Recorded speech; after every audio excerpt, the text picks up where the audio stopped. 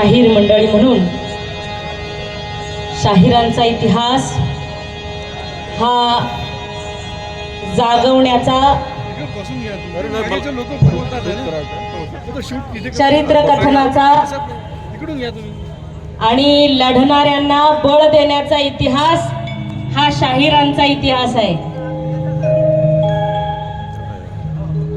शाहिरीचा उगमच मुळामध्ये लढणाऱ्या मावळ्यांना बळ देण्यासाठी झालेला आहे आणि शिवाजी महाराजांच्या स्वराज्यामध्ये 18 पगड जातीचे बहुजन स्वराज्याच्या निर्मितीसाठी